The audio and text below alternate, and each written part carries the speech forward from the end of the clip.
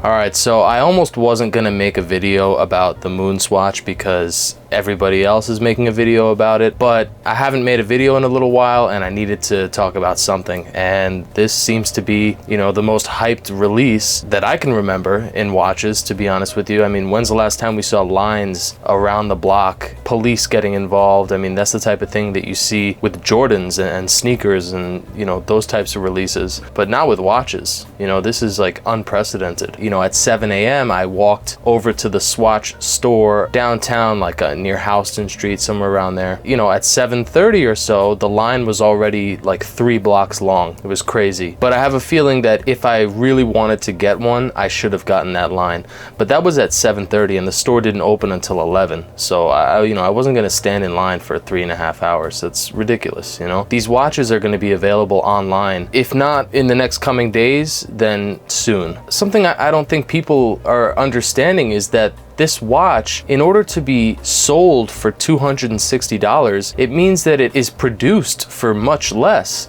You know, these watches can be made super cheap and super easily. They're gonna just churn them out until everybody has one, you know, until it becomes like the Timex Q. Yeah, it was really hyped at first, but once everybody gets their hands on one, it'll be last year's news. You know, Watches and Wonders is coming up in a couple days. Those releases, although they may not be as hyped as the moon swatch, they're gonna get more attention. There's gonna be more press about them, and it's gonna be a longer, more sustained hype than the moon swatch. Because I'm telling you, the moon swatch is gonna be available online. Everybody's gonna get one that they want, and then people are gonna forget about it, you know, or the watch is gonna simply break. You know, and if you really want one, you gotta buy another one. I mean, these things are not long-lasting heirlooms, you know, to add to your collection of mechanical watches. You know, these are just fun little whimsical watches that you pick up and have a little bit of fun with, mess around on social media, mess around with the straps, all that kind of thing. And I'm all for that. I really want one. I'm gonna get one when it's available online. But some of these eBay prices, man, it's insane. Insane. And I'm not just talking about like what people want for them. I'm talking about the sold prices for some of these eBay listings. So for example, this Uranus one here, $2,500. This is the sold price. And I know that because when a listing has best offer available, the sold price will have a slash through it. Like this one here. This was not sold for $2,200. It was sold for whatever the best offer was. And that best offer is unavailable for us to see. But all of these that have, you know, no slash through them, these sold for this price. Make no mistake about it. People, for whatever reason, think that this watch is a limited edition. And to be honest, you know, you almost can't blame people for thinking that, just simply based on how many limited editions Omega does. You know, they've kind of made that a reputation for themselves. So, you know, people mistakenly thinking that this is a limited edition, you know, it's kind of understandable. But unfortunately, I mean, people are just getting taken for a freaking ride. Look at this, $5,100 for this watch. This makes me think that there's a mistake here. I trust eBay's data here. It's not like I'm thinking that there's a glitch or anything, but how could this possibly have been sold for $5,100? Is this just some like Saudi oil monarch, you know, who's just like, I just want this watch now and I'm not gonna go wait in line? I mean, maybe people are doing that. I have no idea, but it's just absurd, man. Absolutely ridiculous. $2,600 for this one. I mean, unreal.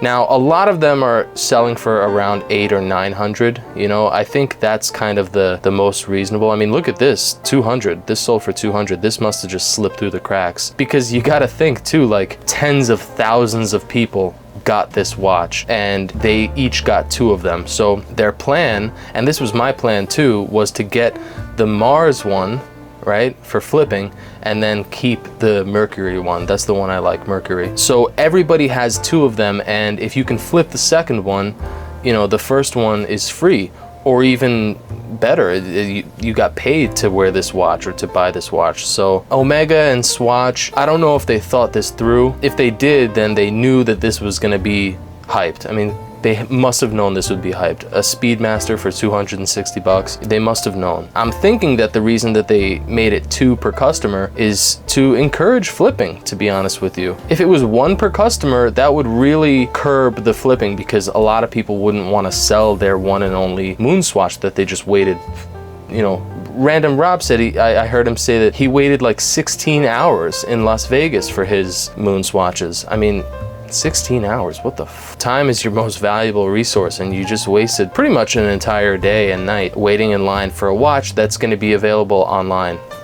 You know, and if it's not, if it never becomes available online, or even if it is online, it's sold out constantly, and flippers just keep buying them, then, you know, I'll retract what I'm saying here. But I just think you're crazy to wait that long and pay this much for such a cheap, you know, quartz plastic watch. And let me be clear, I like the watches. I think they're super cool. I think, you know, for people who are new to the hobby, to get their hands on an Omega Speedmaster for 260 bucks, like high school kids or college kids, or even young adults like me who, you know, it's not so easy for me to drop even 3 or 4 grand on a Tudor. That's a big expense. That's something I have to really plan for.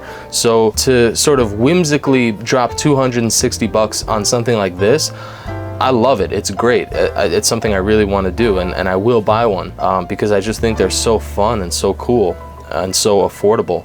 But I mean, this is just crazy, man. 1,800, 1,400.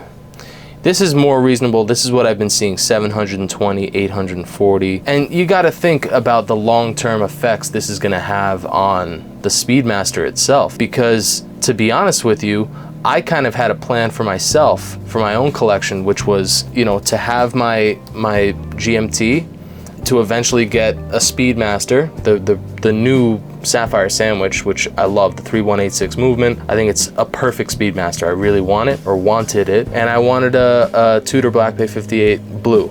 And I think those 3 would make a phenomenal, well-rounded collection. But now that these are out, man, I don't know how badly I'm gonna want the Sapphire Sandwich. How inclined am I gonna be to spend, you know, 7 grand on a mechanical watch when I can get, you know, a somewhat comparable one for less than 300 bucks? I imagine that when I have this moon swatch in hand, I'm gonna be pretty Speedmastered out. You know, I'm gonna be all out of Speedmaster juju, and I'm not gonna want to drop 7 grand on the mechanical version. I'm gonna want to put that money towards probably another Rolex. And then lastly, this was an eBay listing that I saw last night. Don't let unscrupulous thieves steal your hard-earned money. And basically this guy just put this eBay listing up as a warning to people. Impulsive people who maybe have a little more money than sense go on eBay and they're seriously considering bidding on these plastic watches, you know, and bidding something like anything over $1,000 is just absolutely insane. So this guy was hoping that his listing would show up while you're scrolling through, and a voice of reason would cut through and say, hey man, don't drop $1,000, don't drop 2 grand on this watch. Wait for it to come out online or be more available, because it will be. You know, mark my words, it will be more available. These watches are super easy to make, cheap, you know, plasticky, bioceramic, right? They can churn these things out like you wouldn't believe, and they are going to satisfy the demand for them, trust me. And that's what this guy was trying to do with this listing, and I think it's great. So anyway, I'll be back in a few days once we hear something from Watches and Wonders. And you know, I've been away from YouTube for about a month or so because you know, I work full time and I started school. I started, you know, going back to school. So my schedule is really busy. I'm you know, packed in terms of my time. The free time that I do have, I'm just so tired, man. I'm wiped. So I love making videos, and I hope to keep bringing them to you soon, especially with Watches and Wonders. But for those of you who have been like super supportive of me and been around since day one and are just have become friends at this point, you know, I'll be back. I'm coming back, and this time away from YouTube is not permanent. And I really appreciate, you know, your continued support and your kind words. It really means a lot to me. But yeah, until next time, soon, peace out.